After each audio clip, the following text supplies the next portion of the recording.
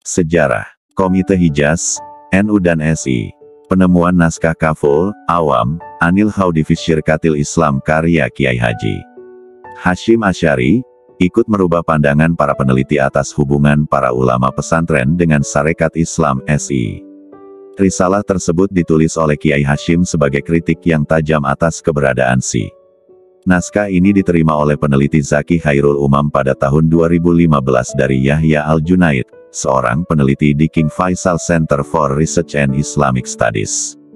Risalah ini kemudian dijadikan tesis oleh Ashari di Fakultas Islam Nusantara Unusia dan terbit sebagai buku pada 2020, dengan editor Ahmad Ginanjar Syaban dan Fechur Rahman Karyadi Atung.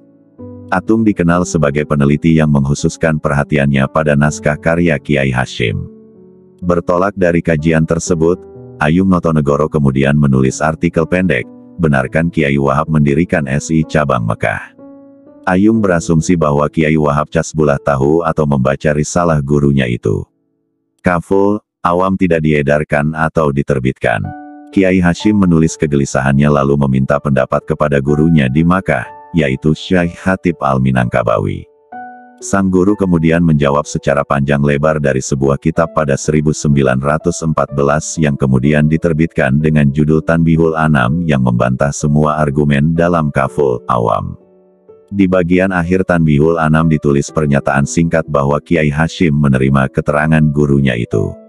Kemudian muncul pertanyaan, jika Kiai Hasyim menulis Kaful, Awam berdasarkan pandangannya secara langsung atas perkembangan SI di Jawa Timur, siapakah sumber informasi Syekh Khatib dalam menulis Tanbihul Anam? Hal ini memang memerlukan kajian sejarah yang mendalam dan cermat.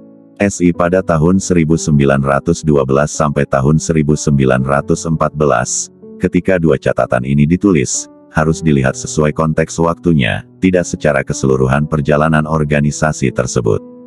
Artinya, yang dikritik oleh Kiai Hasyim adalah SI pada awal berdirinya. Berpegang pada jawaban gurunya, Kiai Hasyim menahan diri selama 13 tahun untuk tidak bergabung dengan SI atau mendirikan organisasi lain. Namun setelah menerima laporan tidak digubrisnya kepentingan kelompok bermazhab oleh kelompok Kongres Khilafah yang dimotori oleh SI, maka ia sampai pada satu keputusan untuk mendirikan Nahdlatul Ulama. Apalagi dukungan spiritual dari gurunya yang lain, yaitu Syekhona Khalil Bangkalan, telah diperolehnya. Pada 1925, kelompok-kelompok Islam di Hindia Belanda pada awalnya bersiap memenuhi undangan Raja Mesir yang akan mengadakan Kongres Khilafah, sebagai respons jatuhnya Turki Utsmani. Dalam Kongres Al-Islam yang berbarengan dengan Kongres Sentral Sarekat Islam CSI, pada 21-17 Agustus tahun 1925, nama Kiai Wahab masuk sebagai salah seorang utusan yang akan berangkat ke Mesir. Di tengah persiapan itu, tiba-tiba datang undangan terbuka penguasa Hijaz yang baru, Ibnu Saud, yang juga akan mengadakan Kongres Khilafah. Karena penguasa Hijaz menguasai dua tanah suci, Haramain, maka undangan Ibnu Saud mendapatkan atensi yang lebih tinggi. Utusan ke Kongres Khilafah ke Mesir pun dibatalkan. Lalu dijadwalkan Kongres Al-Islam yang lebih awal pada 6-8 Februari tahun 1926 di Bandung. Muncul pertanyaan, mengapa para ulama bermazhab menanggapi lebih awal, seminggu sebelum Kongres di Bandung itu? Rupanya CSI secara tersendiri mengusulkan nama Cokro Aminoto dan Kiai Haji Mas Mansur sebagai utusan yang akan menghadiri Kongres Khilafah di Hijaz itu. Upaya ulama bermazhab untuk mendesakkan perihal peribadatan di Tanah Suci agar menjadi agenda utusan ke Hijaz, tidak digubris. CSI melihat Kongres Khilafah melulu dari kacamata politik, sementara para ulama bermazhab melihat lebih jauh dari itu. Melihat sikap CSI itu, kelompok ulama bermazhab berembuk untuk mengirimkan utusan terpisah. Rembukan itu mengkristal pada tanggal 31 Januari tahun 1926, 16 Rajab 1344, yang menyepakati pendirian Nahdlatul Ulama NU. NU lalu memutuskan akan mengutus Kiai Haji R. Asnawi ke Hijaz. Tak diduga tadinya, Kiai Asnawi ketinggalan kapal yang berangkat dari pelabuhan Surabaya.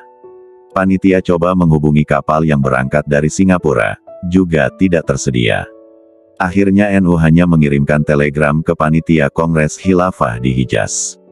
Ketegasan para ulama bermazhab yang mendirikan NU dan mengirim utusan tersendiri untuk mengikuti Kongres Khilafah di Hijaz, sekalipun gagal berangkat, cukup mengagetkan para pemimpin SI. Mereka sadar bahwa selama ini kurang memberi perhatian dan tempat kepada para ulama. Maka pada pertengahan 1926, SI membentuk Majelis Ulama Sarekat Islam sebagai pelembagaan dari musyawarah ulama yang sebelumnya sudah ada. Setahun berselang, pada 1927, Kongres Khilafah untuk kedua kali diadakan di Hijaz. Akan tetapi kongres kedua ini tidak juga menghasilkan khalifah baru yang menggantikan kekhalifahan Utsmani. Dengan demikian, ulama NU tidak terlibat dalam dua kongres khilafah yang gagal tersebut. Karena NU sudah berdiri, para ulama kemudian berkonsentrasi menata organisasi ini. Kongres pertama diselenggarakan pada Oktober tahun 1926 dengan mengundang para ulama terkemuka di Jawa dan Madura. Hingga kongres kedua pada 1927, belum diputuskan pembentukan cabang. Tampak para pendiri NU sangat berhati-hati dan cermat melihat situasi dan kondisi saat itu. Setelah mendapatkan kepastian bahwa kedua kongres di Hijaz gagal, Maret tahun 1928, NU kemudian berinisiatif mengirimkan kembali utusan ke Hijaz secara mandiri dan independen. Utusan yang dikirim adalah Kiai Haji Abdul Wahab Casbullah dan Syekh Ghanaim Al-Amir. Kedua utusan ini tidak terkait dengan Kongres Khilafah, melainkan murni untuk urusan peribadatan di Haramain sebagaimana konsern para ulama bermazhab sebelumnya. Selain meminta jaminan kebebasan beribadah sesuai mazhab 4, Kiai Wahab juga menyampaikan sejumlah masukan untuk perbaikan pelayanan ibadah haji. Kedua utusan NU diterima baik oleh Raja Hijaz, atas bantuan Konsul Hindia Daniel van der Melen.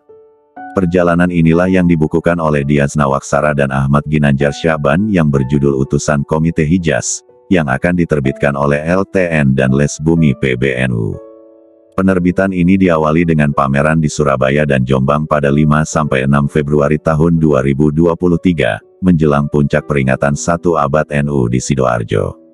Buku Komite Hijaz itu menunjukkan peran internasional NU secara mandiri dan independen sejak awal berdirinya. NU semakin fokus menata lembaga dan memperluas jangkauan. Cabang pertama didirikan pada Mei tahun 1928, yaitu cabang Jombang.